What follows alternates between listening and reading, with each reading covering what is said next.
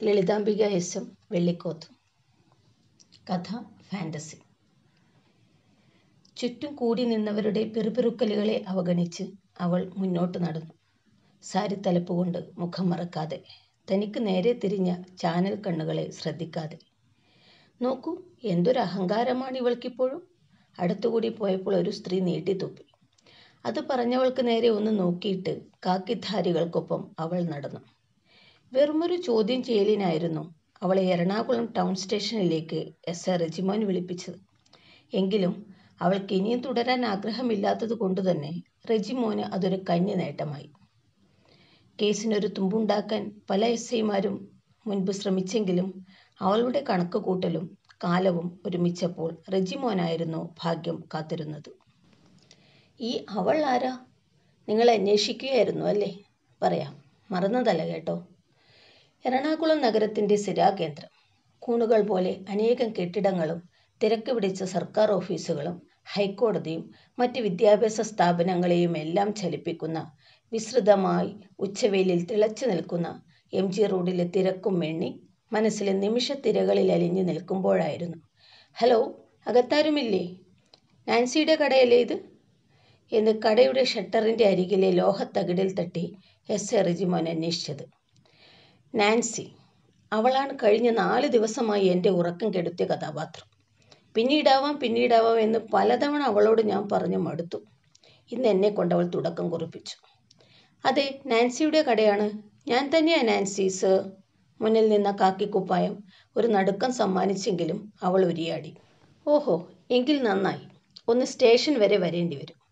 നാൻസിക്ക് മനസ്സിലൊരു കൊള്ളിയാൻ മിന്നിയെങ്കിലും പുറമേ കാണിക്കാതെ അവൾ ചോദിച്ചു, എന്തിനാ സർ? കടയടക്കും മുൻപേ വളരെ ഭദ്രമായി താൻ കൊണ്ടു നടക്കാറുള്ള പെൻഡ്രൈവ് ഒരു പ്ലാസ്റ്റിക് കവറിൽ പൊതിഞ്ഞ് മേശവലിപ്പിൽ സൂക്ഷിക്കാൻ അവൾ മറന്നില്ല. തിരുവോണനാൾ അടുത്തെത്തിയത് കൊണ്ടാണോ കടയിൽ നല്ല തിരക്കാണല്ലോ എന്നും എസ്.ഐ. റെജിമോൻ ചോദിച്ചു. 14 വർഷം മുൻപ് താൻ അവസാനമായി തിരുവോണം ആഘോഷിക്കാൻ ഒരുക്കം കൂട്ടിയത് അവളുടെ മനസ്സിൽ ഓടിയെത്തി. ഏയ്, വലിയ തിരക്കൊന്നുമില്ല. ഫാൻസി ഐറ്റംസ് ആണല്ലോ സർ. ആവശ്യക്കാർ കോളേജ് കുട്ടികൾ മാത്രം. ശരി. എന്തെങ്കിലും അടുത്തുള്ളവർ കേൾപ്പിക്കാനുണ്ടോ? റെജിമോൻ ചോദിച്ചു. ഓ, ഒന്നുമില്ല, പോകാം സർ, നാൻസി പറഞ്ഞു. അവളുടെ മനസ്സിൽ ചിത്രം ഏറെക്കുറെ തെളിഞ്ഞിരുന്നു. നാൻസിയുടെ കടയിൽ ഫാൻസി സാധനങ്ങളായിരുന്നു വിറ്റഴിച്ചിരുന്നത്. എല്ലാ പ്രായക്കാർക്കും ഒരുപോലെ ഇഷ്ടപ്പെടുന്ന പുതിയ ട്രെൻഡിലുള്ളവ അവിടെ സുലഭമായിരുന്നു. കൂടുതൽ ആരോടും ഒരടുപ്പവും വയ്ക്കാത്ത പ്രകൃതമായിരുന്നു അവൾ. ബിസിനസ് കൂടുവാൻ വേണ്ടി കസ്റ്റമേഴ്സിനോട് വലിയ അടുപ്പം കാണിക്കാനൊന്നും അവൾ തീരെ ശ്രമിച്ചില്ല. എങ്കിലും നാൻസിയുടെ കടയിൽ എന്നും നല്ല തിരക്കായിരുന്നു. അതുകൊണ്ട് തന്നെ അടുത്തുള്ള ഫാൻസി കട നടത്തിപ്പുകാർക്കൊക്കെ അവളോട് വലിയ അസൂയായിരുന്നു. ഓ, ഇവൾ ഇറക്കുമതിയല്ലേ എല്ലാം, അതിൻ്റെ ഗുണം ഉണ്ടാകുമല്ലോ, അടുത്തുള്ള കടക്കാർ നിരസത്തോടെ പറയും.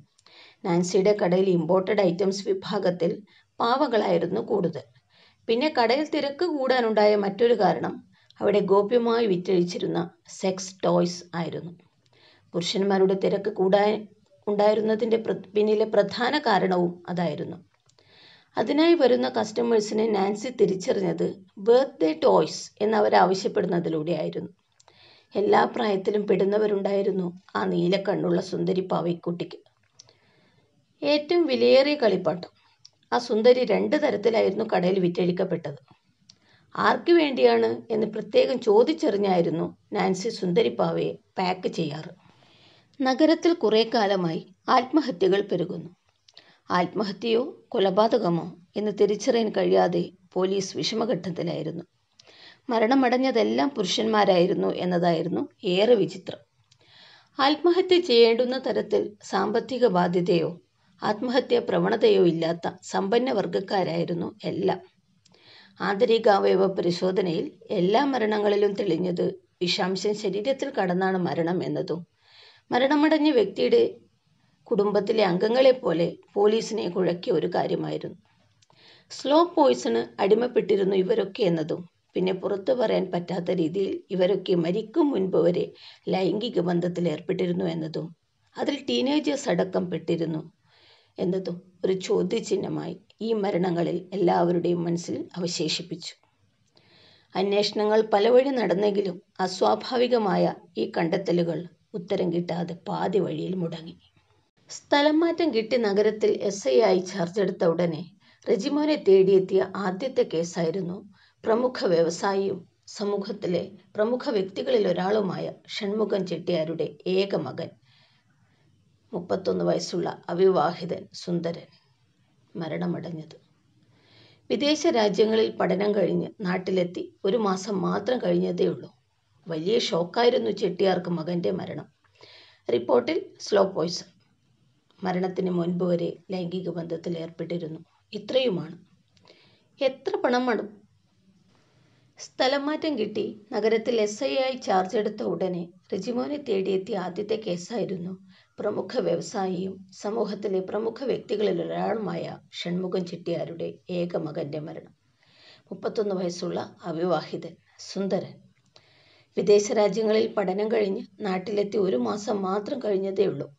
വലിയൊരു ഷോക്കായിരുന്നു ഷൺമുഖം ചെട്ടിയാർക്ക് മകൻ്റെ മരണം. റിപ്പോർട്ടിൽ സ്ലോ പോയ്സൺ. മരണത്തിന് മുൻപ് ലൈംഗിക ബന്ധത്തിൽ ഏർപ്പെട്ടിരുന്നു. ഇത്രയുമാണ്. എത്ര പണം മുടക്കാനും ചെട്ടിയാർ ഒരുക്കമായിരുന്നു. റെജിമോൻ്റെ മകളുടെ ആദ്യ പിറന്നാളായിരുന്നു തിരുവോണം കഴിഞ്ഞ് അടുത്ത അവിട്ടനാൾ. തൻ്റെ പുതിയ കേസിൻ്റെ സമ്മർദ്ദം കാരണം നേരത്തെ തന്നെ മകൾക്ക് സമ്മാനിക്കാൻ ഒരു പാവക്കുട്ടിയെ അന്വേഷിച്ചായിരുന്നു റെജിമോൻ ആദ്യമായി നാൻസിയുടെ കടയിൽ ചെന്നത്. അവിടെ മാത്രം കിട്ടുന്ന ബർത്ത്ഡേ ടോയ് റെജിമോനും കേട്ടിരുന്നു. ആർക്ക് കൊടുക്കാനാ? നാൻസി പതിവ് പോലെ ചോദിച്ചു. മകളുടെ 1ാം പിറന്നാൾ അടുക്കുന്നു. പിന്നീട് തിരക്കിലായാലോ എന്ന് വിചാരിച്ച് നേരത്തെ വാങ്ങുന്നു, അത്രമാത്രം. നഗരത്തിലെ പുതിയ അംഗമായ തൻ്റെ ഐഡൻറ്റിറ്റി കൂടുതൽ വെളിപ്പെടുത്താതെ റെജിമോൻ പറഞ്ഞു. നാൻസി ബർത്ത്ഡേ ടോയ് പാക്ക് ചെയ്യുമ്പോൾ ഒരു തുള്ളി കണ്ണീരും കൂടി പൊതിഞ്ഞു കൊടുത്തു. സുന്ദരി പാവ, നീല കണ്ണുകളുള്ള സുന്ദരി, തൊട്ടാൽ ചിരിക്കുന്ന സുന്ദരി കുട്ടി, ആരെയും ആകർഷിക്കുന്ന പാവ. കടയ്ക്കുള്ളിലും പുറത്ത് കസ്റ്റമേഴ്സിനെ കാണിക്കാനും നാൻസി പ്രത്യേകമായി സജ്ജീകരിച്ചിരുന്നു. കുട്ടികൾക്ക് വേണ്ടി ആവശ്യപ്പെടുന്നവർക്ക് പുറത്തുനിന്നും, പ്രത്യേകമായി ചോദിക്കുന്നവർക്ക് കർട്ടനിട്ട് മറച്ച കടയുടെ ഉൾഭാഗത്തു നിന്നും നാൻസി ശ്രദ്ധയോടെ അവ നൽകിയിരുന്നു. നഗരത്തിനെ നടുക്കിയ സീരീസ് ഓഫ് കില്ലിംഗ് വളരെ വിശദമായി പഠിച്ച റെജിമോൻ മരണപ്പെട്ട വ്യക്തികളുടെ സ്പോട്ടിൽ നിന്നെടുത്ത ഫോട്ടോയും വളരെ വിശദമായി പരിശോധിച്ചപ്പോഴാണ് 2 ഫോട്ടോയിൽ താൻ മകൾക്ക് വേണ്ടി വാങ്ങിയ സുന്ദരി പാവയെ കണ്ടത്. ഒരു പാവക്കുട്ടിയുമായി കളിക്കേണ്ട പ്രായമോ ചെറിയ പ്രായത്തിൽ സഹോദരങ്ങളോ ബന്ധുക്കളുടെ കുട്ടികളോ ഇല്ലാത്ത ആ വ്യക്തികളുടെ വീട്ടിൽ കേസന്വേഷണവുമായി ബന്ധപ്പെട്ട് ഒന്ന് പോകാൻ റെജിമോൻ തീരുമാനിച്ചു. ചെട്ടിയാരുടെ മകൻ്റെ മരണ സ്പോട്ടിലെ ഫോട്ടോയും പരിശോധിച്ചെങ്കിലും ഒന്നും പ്രത്യേകിച്ച് കണ്ടില്ല. 2 വീട്ടിലും ചെന്ന് കേസന്വേഷണ ഭാഗമായി പാവകളെ കൊണ്ടുവന്ന് റെജിമോൻ പരിശോധിച്ചു. കൂടെ തൻ്റെ വീട്ടിലുള്ള പാവയും. പിന്നെ ചെട്ടിയാരുടെ വീട്ടിൽ പോയി മകൻ്റെ റൂം വിശദമായി പരിശോധിച്ചപ്പോൾ റെജിമോൻ നടുങ്ങിപ്പോയി. 3 പാവകളിൽ സ്ത്രീ ലൈംഗികാവയവം. താൻ മകൾക്കായി വാങ്ങിയതിൽ ഇല്ലതാനും. തുടർന്നാണ് പാവകളെ രാസപരിശോധനയ്ക്ക് അയക്കുന്നതും കിട്ടിയ റിപ്പോർട്ട് ഏവരെ നടുക്കിയതും. 3 പാവകളിലെയും ലൈംഗികാവയവങ്ങളിൽ രേതസ് പറ്റിപ്പിടിച്ചിരുന്നു. മാത്രമല്ല, അത് ഉപയോഗിക്കുന്നവരുടെ രക്തത്തിലേക്ക് ചേരുന്ന തരത്തിൽ കൊടിയ വിഷവും അതിലടങ്ങിയിരുന്നു. പാവ വാങ്ങി ഒരാഴ്ച ഉപയോഗം മാത്രം മതിയായിരുന്നു എത്ര ആരോഗ്യമുള്ള ഒരാളുടെയും ജീവനെടുക്കാൻ. എല്ലാ പാവകളുടെയും സ്റ്റിക്കറിൽ ഫാൻറ്റസി കടയുടെ പേര്. അങ്ങനെയാണ് റെജിമോൻ നാൻസിയെ ചോദ്യം ചെയ്യാനായി സ്റ്റേഷനിൽ വിളിപ്പിച്ചത്. കൂടുതൽ ചോദ്യം ചെയ്യാതെ തന്നെ നാൻസി പാവകളിലെ വിഷം തനിക്കറിവുള്ളത് തന്നെയാണെന്ന് വെളിപ്പെടുത്തി. 2 തരത്തിൽ ബർത്ത്ഡേ പാവ വിൽക്കാനുള്ള കാരണവും അവൾ പറഞ്ഞു. ആവശ്യക്കാർക്ക് അനുസരിച്ചാണ് താൻ നൽകാറെന്ന്. വളരെ എളുപ്പത്തിൽ 1ലധികം കേസുകൾക്ക് തുമ്പ് കണ്ടെത്താനായ റെജിമോന് സന്തോഷത്തിൻ്റെ ദിനങ്ങളായിരുന്നു. കേസ് വിചാരണ ചെയ്ത് കുറ്റവാളിക്ക് കടുത്ത ശിക്ഷ വാങ്ങിക്കൊടുക്കാൻ ചെട്ടിയാർക്ക് തിരക്കായിരുന്നു. എങ്കിലും കുറ്റമേറ്റെടുത്ത നാൻസിയോട് തനിക്ക് വേണ്ടി വാദിക്കാൻ വക്കീലിനെ ഏർപ്പെടുത്തുന്നതിനെക്കുറിച്ച് റെജിമോൻ ചോദിച്ചു. എനിക്ക് വേണ്ടി വക്കീലിനെ കണ്ടെത്താനും കാശ് ചെലവഴിക്കാനും ആരുമില്ല സർ. ആവശ്യമെങ്കിൽ ഞാൻ തന്നെ എനിക്ക് വേണ്ടി സംസാരിച്ചോളാം എന്ന് മാത്രം അവൾ പറഞ്ഞു. ചെട്ടിയാർ വലിയ ഫീസ് കൊടുത്ത് പ്രഗത്ഭനായ വക്കീലിനെ തന്നെ ഏർപ്പാടാക്കി.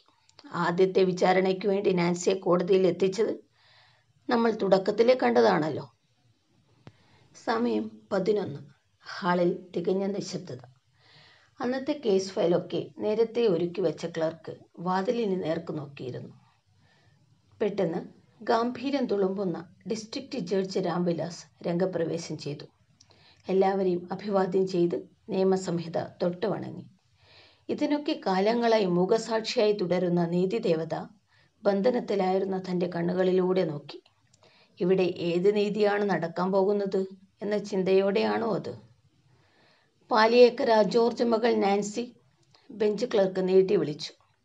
ഹാജരാണ് സർ, നാൻസി മൊഴിഞ്ഞു.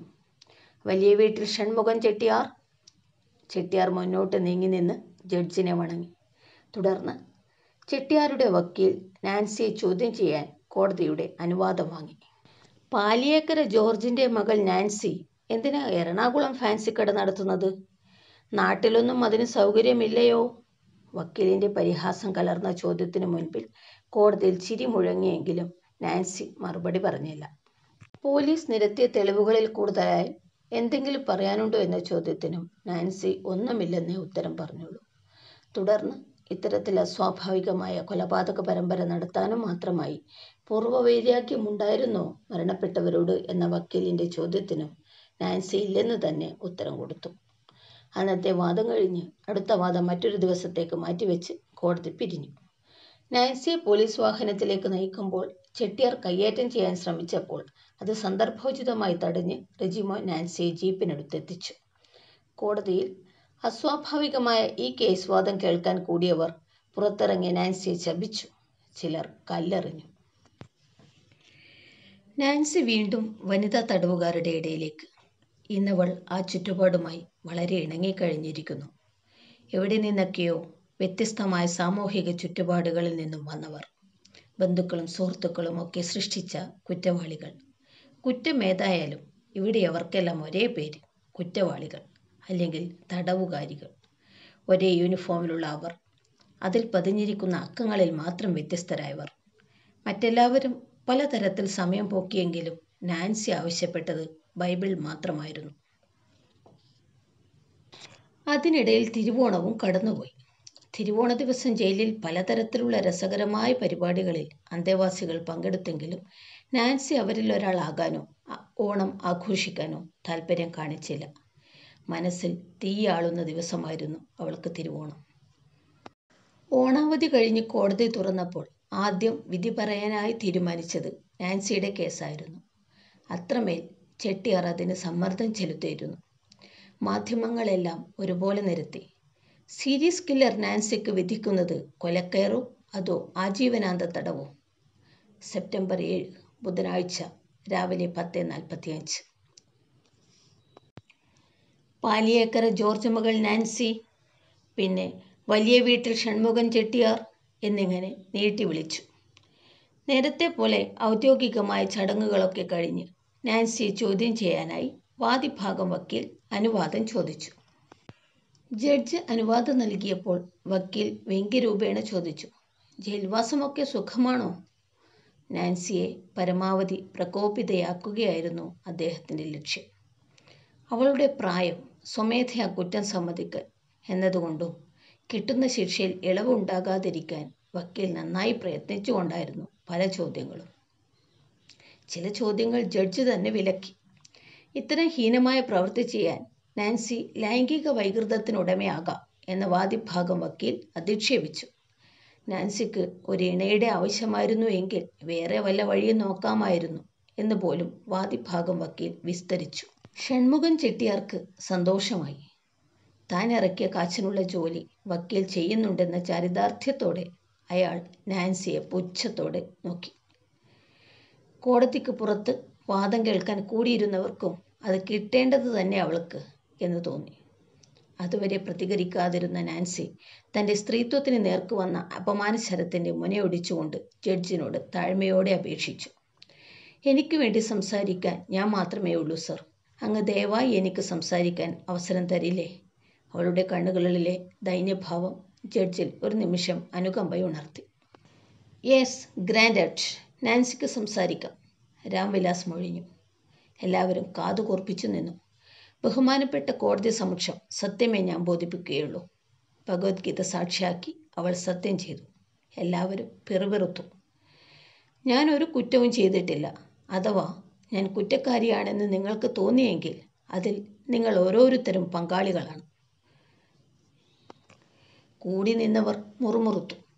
ആരോ തെല്ലുറക്കെ വിളിച്ചു പറഞ്ഞു, അഭിസാരികയുടെ ചാരിത്ര പ്രസംഗം. ഉടനെ രാംവിലാസ് അച്ചടക്കം പാലിക്കാനായി മേശമേലടിച്ച് എല്ലാവർക്കും മുന്നറിയിപ്പ് നൽകി. തുടർന്ന് നാൻസിയോട് തുടരാൻ ആവശ്യപ്പെട്ടു. നാൻസി തുടർന്നു. ബഹുമാന്യനായ ജഡ്ജിന് മുന്നിൽ എനിക്ക് പറയാനുള്ളതിനേക്കാൾ കാണിക്കാനാണുള്ളത്. എന്താണ്?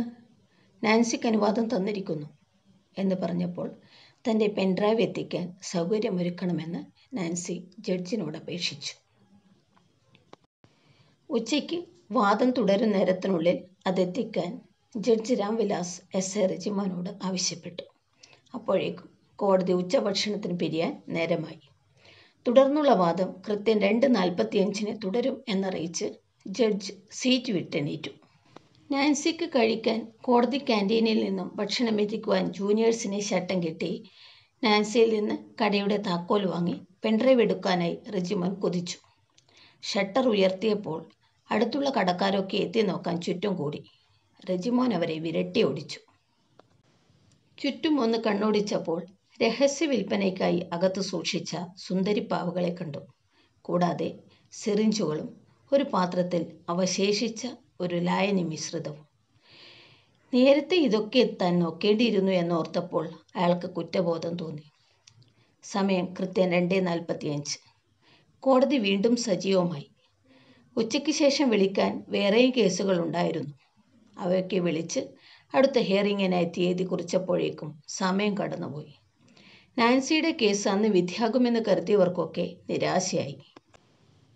ജഡ്ജ് കേസ് വിളിച്ച് പെൻഡ്രൈവ് വാങ്ങി ശേഷം അടുത്ത ആഴ്ചയിലേക്കായി കേസ് നീട്ടിവെച്ചു. പ്രമാദമായ സീരീസ് കില്ലർ കേസിൻ്റെ വിധിയറിയാനായി കാത്തുനിന്ന മാധ്യമങ്ങൾ, ചൂടോടെ ലൈവ് റിപ്പോർട്ടിങ്ങിനായി വന്ന ക്യാമറ വിഭാഗം എല്ലാവരും കേസിൻ്റെ വിശദാംശങ്ങൾക്കായി കാത്തു നിൽക്കുകയായിരുന്നു. വിധി നിർണയം അടുത്ത ആഴ്ചയിലേക്കെന്ന് റിപ്പോർട്ട് ചെയ്ത് അവർ മടങ്ങി. നാൻസി വീണ്ടും വനിതാ സെല്ലിലേക്കും. ഡിസ്ട്രിക്റ്റ് ജഡ്ജ് രാംവിലാസ് തൻ്റെ സായാഹ്ന സവാരിക്ക് ശേഷം ഫ്രഷായി സന്ധ്യയോടെ പെൻഡ്രൈവ് തൻ്റെ ലാപ്ടോപ്പിൽ ഘടിപ്പിച്ചു. വെൽക്കം ടു അവർ നെസ്റ്റ് എന്ന തലക്കെട്ടിൽ സുന്ദരനും സുന്ദരിയുമായ യുവമിഥുനങ്ങൾ തമ്മിൽ ചേർന്ന് നിൽക്കുന്നൊരു ഫോട്ടോ ഒഴുകിയെത്തി. പശ്ചാത്തല സംഗീതം, ഫോട്ടോഷോപ്പ്, എഡിറ്റിംഗ് എല്ലാം ഒന്നിനൊന്ന് മെച്ചം. സൂക്ഷിച്ചു നോക്കിയപ്പോൾ അതിലെ യുവതി നാൻസിയാണെന്ന് വ്യക്തമായി. കൂടെയുള്ളത് അവളുടെ ഭർത്താവ് വരുൺ മേനോൻ. അവരുടെ ജീവിതം ഒരുമിച്ചൊഴുകുന്നതിന് മുൻപേയുള്ള അവിസ്മരണീയമായ മുഹൂർത്തങ്ങൾ എല്ലാം കോർത്തിണക്കിയ ഒരു വീഡിയോ. ജീവിതത്തിലെ സന്തോഷ നിമിഷങ്ങളെയെല്ലാം ഇമേജായും വീഡിയോ ആയും പകർത്തുക എന്നത് നാൻസിയുടെ ശീലമായിരുന്നു. പെട്ടെന്നാണ് കോളേജ് കാലഘട്ടത്തെ കുറിക്കുന്ന ഒരു ഭാഗം സ്ക്രീനിൽ മിന്നിയത്. അതെ, താൻ പഠിച്ച അതേ ഗവൺമെൻറ് ലോ കോളേജിലാണ് നാൻസിയും വരുണും പഠിച്ചിരിക്കുന്നത്. പഠനശേഷം ബിരുദം കരസ്ഥമാക്കുന്ന ചടങ്ങും പിന്നീട് സനത് എടുക്കുന്നതുമെല്ലാം അതിൽ സൂക്ഷിച്ചിരുന്നു, ഓർമ്മക്കുറിപ്പായിട്ട്. ഓരോ ഭാഗം കഴിയും തോറും രാംവിലാസിന് കൗതുകമേറി. എത്ര സന്തോഷകരമായ കുടുംബജീവിതം. 2 മതത്തിൽപ്പെട്ടവർ, പ്രണയവിവാഹമായിരുന്നു എന്ന് രജിസ്റ്റർ മാരേജ് സമയത്തെടുത്ത വീഡിയോ ഭാഗം കണ്ടപ്പോൾ മനസ്സിലായി. 2 പേരും ഒരുമിച്ച് പ്രാക്ടീസ് ആരംഭിക്കുന്നതും പുതിയൊരു 2 വീലർ നാൻസിക്ക് സമ്മാനിക്കുന്നതും പുതിയ ഫ്ലാറ്റിലേക്ക് താമസം മാറുന്നതും നാൻസി അമ്മയാകാൻ പോകുന്നതിൻ്റെ സന്തോഷം പങ്കുവയ്ക്കുന്നതും എല്ലാം മിന്നി മാഞ്ഞുകൊണ്ടിരുന്നു. വെറുതെയല്ല നാൻസി പറഞ്ഞത് അവൾക്ക് വേണ്ടി അവൾ തന്നെ സംസാരിച്ചോളാമെന്ന്. നാൻസി നല്ല രീതിയിൽ പ്രാക്ടീസ് ചെയ്തിരുന്ന അഡ്വക്കേറ്റാണ്. തുടർന്ന് നാൻസിയുടെ സമീപം ഒരു കുഞ്ഞു നാൻസി പറ്റിച്ചേർന്ന് കിടക്കുന്നൊരു ആശുപത്രിയിൽ നിന്നെടുത്ത ഇമേജ്. അപ്പോഴും വരുൺ അല്ലാതെ വേറെ ആരെയും സഹായത്തിന് പോലും കണ്ടില്ല അവർക്കൊപ്പം. പിന്നെ 3ാമത്തെ അംഗവുമായി അവരുടെ നെസ്റ്റിലേക്ക്. പിന്നെയുള്ള വീഡിയോസ്, ഫോട്ടോസ് എല്ലാം കൊച്ചു സുന്ദരിയായിരുന്നു മെയിൻ റോളിൽ ഉണ്ടായിരുന്നത്. രാംവിലാസ് പോലും അവളുടെ കളിചിരിയിൽ ആകൃഷ്ടനായി. ഇടയ്ക്ക് ചൂടുവെള്ളം മേശപ്പുറത്ത് വയ്ക്കാൻ വന്ന ഭാര്യ പോലും ഒരു നിമിഷം നോക്കി നിന്ന് രാംവിലാസിനോട് ചോദിച്ചു, ആരാണീ സുന്ദരിക്കുട്ടി? വിധി പറയാൻ മാറ്റിവെച്ചിരിക്കുന്ന ഒരു കേസിനെ സംബന്ധിച്ചത് എന്ന് കേട്ടപ്പോൾ അവർ പോയി. ഔദ്യോഗിക കാര്യങ്ങളിൽ അവർ തലയിടാറില്ലായിരുന്നു. പിന്നെയുള്ള ഭാഗങ്ങളിൽ വരുണില്ലായിരുന്നു. സുന്ദരിക്കുട്ടിയുടെ പേരിടൽ ചടങ്ങ് വരെയുള്ള ഭാഗങ്ങളിൽ മാത്രമേ വരുൺ ഡാറ്റയിൽ വന്നിരുന്നുള്ളൂ. അവസാനമായി വരുൺ ഉണ്ടായത് വിസ്മയ എന്നെഴുതിയ വലിയൊരു കേക്ക് മുറിക്കുന്ന രംഗത്തിലായിരുന്നു. കുഞ്ഞിൻ്റെ പേര് വിളിച്ചടങ്ങ്, സുഹൃത്തുക്കൾ മാത്രം അടങ്ങിയത്. പിന്നെ എവിടെ വരുൺ മിസ്സിംഗ് ആയി? രാംവിലാസ് വീഡിയോ തുടർന്നു കണ്ടു. കുഞ്ഞിൻ്റെ വളർച്ചയുടെ ഓരോ ഘട്ടങ്ങൾ. നാൻസി എപ്പോഴും കുഞ്ഞിനെ പരിപാലിക്കുന്ന ഫോട്ടോസ്. അപ്പോൾ പ്രാക്ടീസ് നിർത്തിവെച്ചോ അവൾ? അടുത്ത സംശയം. മറ്റൊരു പ്രായം ചെന്ന സ്ത്രീയെ കൂടി പിന്നെ അവർക്കൊപ്പം കാണാൻ തുടങ്ങി. വേഷത്തിൽ നിന്നും വീട്ടുജോലിയിൽ സഹായിക്കാൻ വരുന്നവരാണെന്ന് മനസ്സിലാക്കാം. പിന്നെ കുറച്ച് പാട്ടുകൾ മാത്രം. നിർത്തിയാലോ എന്ന് തോന്നിയപ്പോഴാണ് ചുവന്ന പട്ടുടുപ്പിട്ട് കൊച്ചരിപ്പല്ല് കാണിച്ച് ചിരിച്ച് ചുരുണ്ട മുടിയിൽ മുല്ലപ്പൂമാല കഷ്ടപ്പെട്ട് കുത്തിവെച്ച് കസേരയിൽ പിടിച്ച് വീഴാതെ നിൽക്കാൻ പാടുപെടുന്ന വിസ്മയക്കുട്ടിയെ കണ്ടത്. കണ്ണെടുക്കാൻ തോന്നാത്ത ഓമന കുഞ്ഞ്. ചിരിക്കുമ്പോൾ കുഞ്ഞു നുണക്കുഴികൾ തെളിഞ്ഞു കാണാം. ഉടനെ നാൻസിയുടെ വിളി കേട്ടു. അച്ചൂട്ടി, വീഴാതെ വാവേ. അത് കേട്ടപ്പോൾ അവൾ നിലത്തിരുന്നു. റൂമാകെ അലങ്കരിച്ചിരുന്നു. തിരുവോണം. കൂട്ടത്തിൽ വിസ്മയമോളുടെ 1 വയസ്സ് പിറന്നാൾ. പൊന്നിൻ തിരുവോണ നാളിൽ. സദ്യ ഒരുക്കുന്ന തിരക്കിൽ ഇടയ്ക്ക് മകളെ വിളിച്ചുകൊണ്ടിരിക്കുന്ന നാൻസി. പെട്ടെന്നൊരു കോളിംഗ് ബെൽ ശബ്ദം. നാൻസി ചെന്ന് വാതിൽ തുറക്കുന്നു. വെളുത്ത് മെലിഞ്ഞൊരു പയ്യൻ ചിരിച്ചുകൊണ്ട് അകത്തേക്ക് കയറുന്നു. വലിയൊരു ബാഗ് നിലത്ത് വച്ച് അവൻ കസേരയിൽ ഇരുന്നു. നാൻസി അവനോട് ചിരിച്ചുകൊണ്ട് സംസാരിക്കുന്നു. അവൻ അച്ചൂട്ടിയെ നോക്കി വാവേ എന്ന് വിളിക്കുന്നു. അവൾ തൻ്റെ മനോഹരമായ ചിരി സമ്മാനിക്കുന്നു. കുഞ്ഞിനെ എടുത്ത് തൻ്റെ മടിയിലിരുത്തുന്നു. അച്ചൂട്ടി ആദ്യം പരിചയമില്ലായ്മ കാണിച്ചെങ്കിലും പിന്നീട് അവൻ്റെ മുടിയും പൊടിമീശയും ഒക്കെ പിടിച്ചു വലിക്കുന്നു.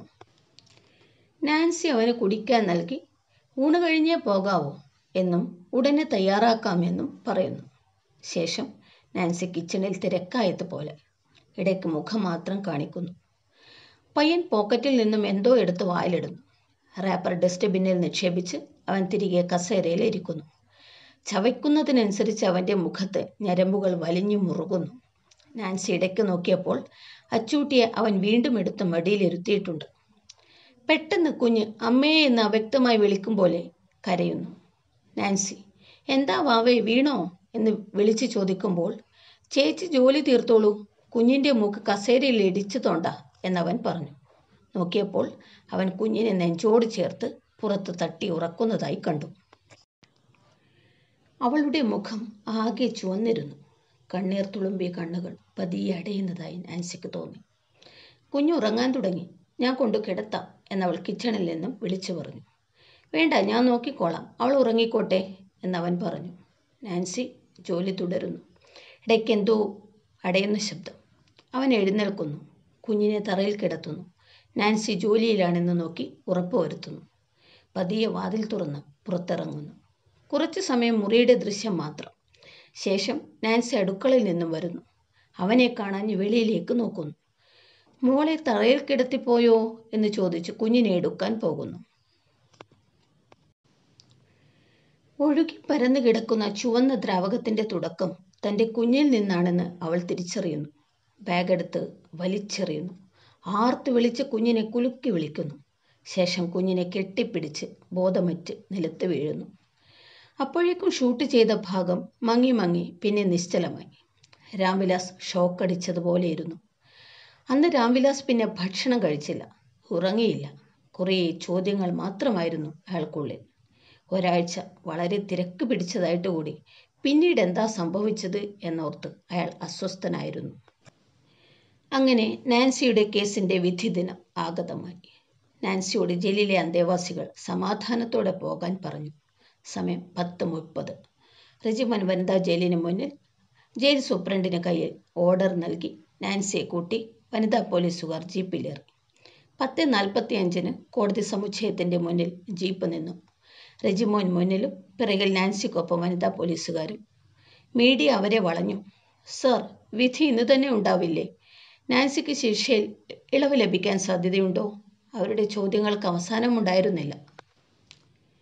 എല്ലാം പിന്നീട് പറയാമെന്നും പറഞ്ഞ് വഴിയൊരുക്കിക്കൊണ്ട് റെജിമോൻ മുന്നോട്ട് നടന്നു. സമയം 11. കോടതി സജീവമായി. ചെട്ടിയാർ വളരെ അസ്വസ്ഥനായിരുന്നു. തൻ്റെ ഒരേയൊരു സന്താനമാണ് നഷ്ടമായത്. ജഡ്ജ് ചെറിയ വാതിലിലൂടെ ചേംബറിൽ പ്രവേശിച്ച് വണങ്ങി സീറ്റിലിരുന്നു. തുടർന്ന് അന്നത്തെ കേസുകൾ ഊഴമനുസരിച്ച് പരിശോധിച്ച് വിളിക്കുവാൻ ആവശ്യപ്പെട്ടു. ആദ്യമായി നാൻസിയുടെ കേസ് തന്നെയായിരുന്നു. പാലിയേക്കര ജോർജ് മകൾ നാൻസി. ഹാജരാണ് സർ. വലിയ വീട്ടിൽ ഷൺമുഖം. ഉണ്ട് സർ. നാൻസി ഭഗവത്ഗീത തൊട്ടു വണങ്ങി സത്യപ്രസ്താവന ചെയ്തു. വാദിഭാഗം വക്കീൽ നാൻസി കൊടും ഭീകരിയാണെന്നും ഇത്രയും കൊലപാതകങ്ങൾ ചെയ്തിട്ടും അവർക്കൊരു കൂസലുമില്ലെന്നും ഈ കേസിൽ നാൻസിക്ക് പരമാവധി ശിക്ഷ ലഭിച്ചാൽ ഇനിയും ഇത്തരം പ്രവണതകൾ സമൂഹത്തിൽ വളരാനിടയാകില്ലെന്നും ശക്തമായി വാദിച്ചു. തുടർന്ന് നാൻസിക്ക് കടുത്ത ശിക്ഷ തന്നെ വിധിക്കുവാൻ ബഹുമാനപ്പെട്ട കോടതിയോട് ഒന്നുകൂടി താഴ്മയോടെ അപേക്ഷിച്ചു. നാൻസിക്ക് പറയാനുള്ളത് പറയാം. ജഡ്ജി നാൻസിക്ക് അനുവാദം നൽകി. നാൻസി കൂട്ടിൽ കയറി നിന്നപ്പോൾ ജഡ്ജി ചോദിച്ചു, ഗവൺമെൻറ് ലോ കോളേജ് എറണാകുളം പൂർവ്വ വിദ്യാർത്ഥിനിയാണല്ലേ? അതെ സർ. വരുണും നാൻസിയും എത്ര വർഷം പ്രാക്ടീസ് ചെയ്തു? ഞാൻ 2 വർഷം മാത്രം പ്രാക്ടീസ് ചെയ്തു. വരുൺ 3 വർഷവും സർ. അതെന്താ അങ്ങനെ കുറഞ്ഞുപോയത്? കേസുകൾ കിട്ടാഞ്ഞതുകൊണ്ടാണോ? അല്ല സർ, ഡെലിവറിയോടെ കുഞ്ഞിൻ്റെ സംരക്ഷണം വേറെ ആരെയും ഏൽപ്പിക്കാൻ വിശ്വാസം വന്നില്ല. വരുൺ എവിടെയാണ്? മകൾക്കെന്ത് സംഭവിച്ചു? ഈ വീഡിയോ ബാക്കി എന്താ സംഭവിച്ചത്? വീഡിയോ ഷൂട്ട് ചെയ്യാൻ പ്ലാനിട്ട് ഇതൊക്കെ നേരത്തെ ആസൂത്രണം ചെയ്തതാണോ? ഒരാഴ്ച തന്നെ അസ്വസ്ഥനാക്കിയ എല്ലാ ചോദ്യങ്ങളും ജഡ്ജ് നാൻസിയുടെ നേർക്ക് കുടഞ്ഞിട്ടു. ഈ വിവരങ്ങളൊക്കെ കേട്ട് എസ്.ഐ. റെജിമോനും വാദിഭാഗം വക്കീലും കൂടി നിന്നവരും എല്ലാം തമ്മിൽ നോക്കി മിഴിച്ചു നിന്നു. ഇത് കണ്ട് ജഡ്ജ് വലിയ സ്ക്രീൻ സെറ്റ് ചെയ്ത് വീഡിയോ എല്ലാവർക്കുമായി പ്രദർശിപ്പിക്കാൻ ആവശ്യപ്പെട്ടു. ഇത് നിങ്ങളും കൂടി കാണേണ്ടതാണ്, അയാൾ മൊഴിഞ്ഞു. നാൻസിയുടെ നെസ്റ്റ് എല്ലാവരും വിശദമായി കണ്ടു. അവരുടെയൊക്കെ മുഖങ്ങളിൽ മിന്നിമായുന്ന ഭാവങ്ങൾ പഠിക്കുകയായിരുന്നു ജഡ്ജ്. കോളിംഗ് ബെൽ ശബ്ദിക്കുന്നിടം എത്തിയപ്പോൾ ഷൺമുഖം ചെട്ടിയാർ പരിസരം മറന്ന് വിളിച്ചു പറഞ്ഞു, എൻ്റെ മോനെ, എൻ്റെ ജോമോനെ. തുടർന്ന് അയാൾ നാൻസിയെ നോക്കി അലറി, കൊന്നു കളഞ്ഞില്ലേടി മൂദേവി എൻ്റെ ജോമോനെ നീ. നാൻസി കുരിശിൽ തൊട്ട് പ്രാർത്ഥിച്ചു പറഞ്ഞു, എനിക്കൊപ്പം നീ ഉണ്ടായിരുന്നു എൻ്റെ നാഥ. 14 വർഷം മുൻപേ തിരുവോണനാളിൽ അച്ചൂട്ടിയുടെ 1ാം പിറന്നാൾ ദിനത്തിൽ തൻ്റെ ജീവിതം തകർത്തവൻ ജോമോൻ. അവൻ തന്നെയായിരുന്നു 31കാരനായി ചെയ്ത തെറ്റിന് ദൈവം നൽകിയ ശിക്ഷ തന്നിൽ നിന്നും ഏറ്റുവാങ്ങാൻ അവസാനമായി ബർത്ത്ഡേ ടോയ് വാങ്ങിയവൻ.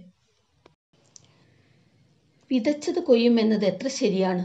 അച്ചൂട്ടിയാണ് എനിക്ക് ഊർജം പകർന്നത്. ചിന്തകളിൽ മുഴുകിയ നാൻസി എല്ലാവരും കണ്ണുപൊത്തി കരയുന്നത് കണ്ടാണ് പരിസര ചിന്ത വീണ്ടെടുത്തത്.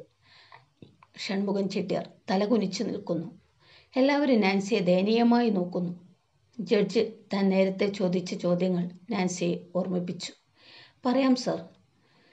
കുഞ്ഞു മരിച്ചെന്നറിഞ്ഞപ്പോൾ ബോധം നശിച്ചു പോയ ഞാൻ സ്വബോധത്തിലെത്തിയത് മണിക്കൂറുകൾക്ക് ശേഷമായിരുന്നു. എൻ്റെ പൊന്നോമന കണ്ണടഞ്ഞു പോകുമ്പോഴും കണ്ണീരിനിടയിലൂടെ അവസാനമായി എന്നെ നോക്കി കണ്ണടച്ചത് മനസ്സിൽ നിന്ന് മായാത്ത ഞാൻ, എൻ്റെ കൺമുൻപിൽ വെച്ച് ക്രൂരമായി റേപ്പ് ചെയ്യപ്പെടുന്നത് തിരിച്ചറിയാതെ പോയ ഞാൻ പാപിയാണെന്ന് സ്വയം ശപിച്ചു. എൻ്റെ മകളോട് ഇനിയും അനീതി കാണിക്കരുതെന്ന് കണ്ണീരോടെ ഞാൻ തീരുമാനിച്ചു. അവളെ കുളിപ്പിച്ച് ഓണപ്പുടവ ഇടിയിച്ച് അരികെ കിടത്തി രാവാകാൻ കാത്തുകിടന്നു. ഇടയ്ക്ക് അമ്മിണിയമ്മ വന്നാൽ എല്ലാം അറിയുമെന്ന് കരുതി ഇനി വിളിക്കുമ്പോൾ വന്നാൽ മതി എന്ന് അവരോട് പറഞ്ഞു. പിന്നെ ഇരുട്ടായപ്പോൾ പച്ചക്കറി കൃഷി ചെയ്യാൻ വേണ്ടി കിളക്കാൻ വാങ്ങിയ മൺവെട്ടിയെടുത്ത് ഫ്ലാറ്റിന് പിറകിൽ രാവ് പുലരും മുൻപേ തൻ്റെ പൊന്നോമനയെ കുഴിച്ചു മൂടി. മകളെ പുതച്ച മൺകൂനെ കെട്ടിപ്പിടിച്ച് അവിടെ കിടന്നുറങ്ങി. അകത്തു നിന്നും ഫോൺ റിങ് ചെയ്തപ്പോൾ പിടഞ്ഞെണീറ്റു പോയി ഫോൺ എടുത്തു. അങ്ങേത്തലയ്ക്കൽ വരുണായിരുന്നു. വരുൺ ഗൾഫിൽ ഗവൺമെൻറ് പ്ലീഡറായി ജോലി ലഭിച്ചു പോയപ്പോഴായിരുന്നു ഞാനും മോളും ഇവിടെ തനിച്ചായത്. തിരുവോണവും മകളുടെ പിറന്നാളും ഒരുമിച്ച് ആഘോഷിക്കാൻ വരാൻ പ്ലാൻ ചെയ്തിരുന്നുവെങ്കിലും വരുണിന് ടിക്കറ്റ് ഓക്കെ ആകാത്ത കാരണം യാത്ര മാറ്റിവെക്കേണ്ടി വന്നു.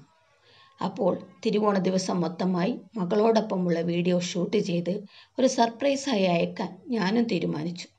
അതിനുവേണ്ടി കമ്പ്യൂട്ടറിൻ്റെ വെബ് ക്യാമറ സെറ്റ് ചെയ്ത് അതൊന്നും. പിന്നെ എന്തൊക്കെയോ തട്ടി വീഴുന്ന ശബ്ദം. പിന്നെ കുറേ വിളിച്ചിട്ടും ഫോൺ സ്വിച്ച് ഓഫ് ആണെന്ന് കേട്ടു. രാത്രി വരുണിൻ്റെ സുഹൃത്ത് വിളിച്ചു പറഞ്ഞു വരുണിന് ഒരു അറ്റാക്ക് ഉണ്ടായെന്നും ഹോസ്പിറ്റലിൽ എത്തിച്ചെങ്കിലും രക്ഷിക്കാനായില്ലെന്നും. വരുണിൻ്റെ വീട്ടുകാർക്കും ഈ വിവരം ലഭിച്ചിരുന്നു. അതനുസരിച്ച് അവർ വന്നു. കുട്ടിയെ അന്വേഷിച്ചു. ശ്വാസതടസ്സം അനുഭവപ്പെട്ട് കുട്ടി മരിച്ചുപോയെന്നും വിവരം അറിഞ്ഞപ്പോഴാണ് വരുണിന് ഈ ഗതി വന്നതെന്നും അറിഞ്ഞപ്പോൾ അതുവരെ കുട്ടിയെ കാണാൻ പോലും വരാത്തവർ നാൻസിയെ പ്രാഗി. എൻ്റെ മോനെ കൊച്ചുമകളെ നീ കൊന്നല്ലോടി, നീ മുടിഞ്ഞു പോകത്തേയുള്ളൂ, വരുണിൻ്റെ അമ്മ ശപിച്ചു. എനിക്ക് കൂട്ടിനായി വന്നതെന്നതുപോലെ നിന്ന് അവസാനം അവർ എന്നെ വീട്ടിൽ നിന്നും അടിച്ചു പുറത്താക്കി. വരുണും അച്ചൂട്ടിയും ഉറങ്ങുന്ന മണ്ണ് വിട്ടിറങ്ങാനായിരുന്നു എനിക്ക് സങ്കടം. വരുൺ സമ്മാനിച്ച 2 വീലർ മാത്രം എനിക്കവർ വിട്ടുതന്നു. പിന്നെ കുറേ കാലം വിഷാദ രോഗത്തിനടിമയായി പരിചയമുള്ള ആരുടെയൊക്കെയോ കനിവിനാൽ മാനസികാരോഗ്യ കേന്ദ്രത്തിലും അനാഥ മന്ദിരത്തിലും കഴിഞ്ഞു. ഈ ഫാൻസി കട, അന്ന് മറന്നുപോയ വീഡിയോ ഷൂട്ട് ചെയ്തത്, ഇപ്പോൾ പെൻഡ്രൈവിൽ ഇതൊക്കെ എങ്ങനെയാണ്?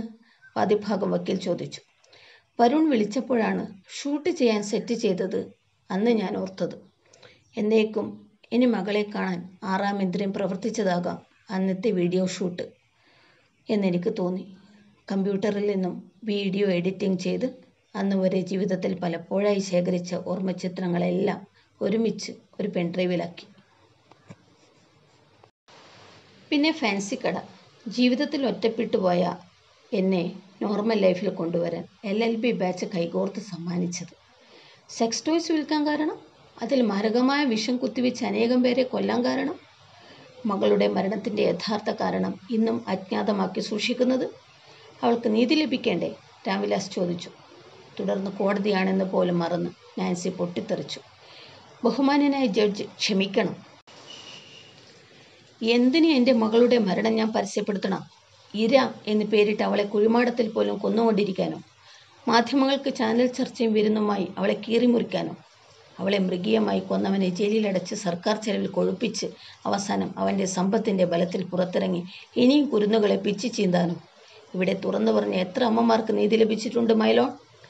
ഇവിടെ നിയമം ആർക്കാണ് പരിരക്ഷ നൽകുന്നത്? പണത്തിനു വേണ്ടി എത്ര വൃത്തികേടുകളും മാനത്തിനും വിലയിടുന്ന കേസ് ഏറ്റെടുത്ത് പ്രതിയാക്കി മുദ്ര കുത്താനല്ലേ നിയമം പോലും ശ്രമിക്കുന്നത് ഇവിടെ? വാദിഭാഗം വക്കീൽ മുഖം കുനിച്ചു. ഓരോ ദിവസവും എത്ര പെൺജീവിതങ്ങളാണ് ഇവിടെ പൊലിയുന്നത്? കൈകാൽ കുടഞ്ഞ് കരയാൻ മാത്രം അറിയുന്ന പിഞ്ചു കുഞ്ഞു മുതൽ മരണമെണ്ണി കാത്തിരിക്കുന്ന ശയ്യാവലംബരായ വയോജനങ്ങൾ വരെ മൃഗീയമായി പീഡിക്കപ്പെടുന്നു. സ്നേഹം നടിച്ച് വർഷങ്ങളോളം ചൂഷണം ചെയ്ത് ഒടുവിൽ മരണത്തിനും ജീവിതത്തിനും വയ്യാത്ത രീതിയിൽ അവളെ വലിച്ചെറിയുന്നു. ഇഞ്ചിഞ്ചായി അവൾ മരിച്ച് ജീവിക്കുന്നത് കണ്ട് കൈകൊട്ടി ആർത്ത് ചിരിക്കുന്നു. വലിയവൻ്റെ മക്കളുടെ സിരകളിൽ ലഹരി പൂക്കുമ്പോൾ പൊലിയുന്നത് പാവം പിഞ്ചു കുഞ്ഞുങ്ങൾ. ലഹരി മരുന്ന്, കള്ളക്കടത്ത്, സ്വർണം, പീഡനം, എന്തൊക്കെയാണ് ബഹുമാന നീതിപീഠമേ ഇവിടെ നടക്കുന്നത്? പുരുഷവർഗത്തിനെ ഇങ്ങനെ അഴിച്ചുവിടുമ്പോൾ എന്നെപ്പോലെ മനസ്സിൽ തീക്കുണ്ടവും പേര് നടക്കുന്ന ഏതെങ്കിലും അമ്മ ഇനിയും ഈ വഴിയിൽ സഞ്ചരിക്കുമെന്ന് എനിക്കുറപ്പുണ്ട്. ഞാൻ ഈ വഴി തിരഞ്ഞെടുക്കാൻ കാരണം ലഹരിക്കടിമപ്പെട്ട് ഇവറ്റകൾ പിഞ്ചുടൽ തേടുന്നതിന് പകരം സ്വയം ആനന്ദിച്ചുകൊണ്ട് മരിച്ചു വീഴാൻ തന്നെയാണ്. അതിനായി ഗന്ധമില്ലാത്ത, നിറമില്ലാത്ത, സ്പർശനത്തിലൂടെ ത്വക്കിലേക്ക് കലരുന്ന, വെള്ളത്തിൽ അലിയുന്ന മാരക വിഷം താലിയം ഞാൻ അന്വേഷിച്ച് കണ്ടെത്തി. ഇല്ലാത്ത പിറന്നാൾ ആഘോഷിക്കാൻ വരുന്ന ഇത്തരം മൃഗങ്ങൾക്ക് വേണ്ടി വേണ്ടതിലും അളവിൽ കൂടുതലായിട്ട് ഓരോ പാവയിലും കുത്തിവെച്ചു. എൻ്റെ കുഞ്ഞിൻ്റെ കണ്ണടഞ്ഞു പോകുന്ന ചിത്രമായിരുന്നു അപ്പോഴൊക്കെ എൻ്റെ മനസ്സിൽ. ഇന്നിവിടെ സമാധാനം, നീതി എല്ലാം എനിക്ക് ദൈവം തന്നിരിക്കുന്നു. ബഹുമാനപ്പെട്ട കോടതിയുടെ അറിവിലേക്ക് 14 വർഷം മുൻപ് എൻ്റെ മകളെ കൊന്ന അന്നത്തെ ആ 17കാരനാണ് 31 വയസ്സിൽ ഇപ്പോഴും അവൻ്റെ സിരകളിലെ ലഹരിയിൽ നിന്നും മുക്തനാകാതെ സെക്സ് ടോയ് വാങ്ങി മരണം കൈവരിച്ചത് എന്ന് ഈ കോടതി എനിക്ക് മുമ്പിൽ അനാവരണം ചെയ്തിരിക്കുന്നു. എൻ്റെ മകൾക്ക് നീതി ലഭിച്ചിരിക്കുന്നു. മൈ ലോർഡ്, ഇനി എന്ത് ശിക്ഷയും ഏറ്റുവാങ്ങാൻ ഞാൻ തയ്യാറാണ്. കോടതി നിശബ്ദമായി. ജഡ്ജ് തൻ്റെ മുന്നിലുള്ള ഫയലിൽ ദി കേസ് ഈസ് ക്ലോസ്ഡ് എന്ന് വിധി എഴുതിയ ശേഷം നാൻസിക്കുള്ള ശിക്ഷ വിധിച്ചു. മകളുടെ മരണം മൂടിവെച്ചതിനും ഇത്രയും കൊലപാതകങ്ങൾ, നിരപരാധികളായ ചെറുപ്പക്കാർ പോലും മരിക്കാൻ കാരണം എല്ലാറ്റിനും മേൽ നാൻസിയുടെ പ്രായം, അവൾക്കുണ്ടായിരുന്ന ജീവിതത്തിലെ കനത്ത ആഘാതങ്ങൾ, നഷ്ടങ്ങൾ, ഇവയെല്ലാം കണക്കിലെടുത്ത് നാൻസിക്ക് 15 വർഷം കഠിന തടവിന് ശിക്ഷയും വിധിച്ചു. തുടർന്ന് ജഡ്ജ് അപൂർവങ്ങളിൽ അപൂർവമായി ഈ കേസ് എല്ലാവർക്കും ഒരു പാഠമാകട്ടെ എന്നുകൂടി കൂട്ടിച്ചേർത്തു. ജഡ്ജ് ചേംബർ വിട്ടെണീറ്റ് പോയി. ഷൺമുഖം ചെട്ടിയാർ തല താഴ്ത്തി നടന്നു നീങ്ങി. മാധ്യമ കണ്ണുകളെല്ലാം തത്സമയം ഒപ്പിയെടുത്ത് ശേഷം പിരിഞ്ഞു. തൻ്റെ വിധി സന്തോഷത്തോടെ സ്വീകരിച്ച് നാൻസി പുകമഞ്ഞിൽ മറയും മുൻപേ എന്നെ നോക്കി പറഞ്ഞു, Nancy's fancy made life a fantasy. കാലത്ത് പത്രം വായിക്കുമ്പോൾ കണ്ണിലുടക്കിയ ആദ്യത്തെ തലക്കെട്ട് നേരത്തെ വായിച്ചെങ്കിലും ഞാൻ വീണ്ടും വീണ്ടും അതുതന്നെ വായിച്ചു. വർഷങ്ങളായി കോമ സ്റ്റേജിലായിരുന്ന സീരീസ് കില്ലർ എന്ന സംശയനിഴലിലുണ്ടായിരുന്ന നാൻസി 45 വയസ്സ് അന്തരിച്ചു. മൃതദേഹത്തിന് അവകാശികൾ ആരുമില്ലാത്തതിനാൽ പൊതുശ്മശാനത്തിൽ സംസ്കരിച്ചു. ഞാൻ പിറുപിറുത്തു. Nancy, where you fancy? Anyhow you have put me into a fantasy.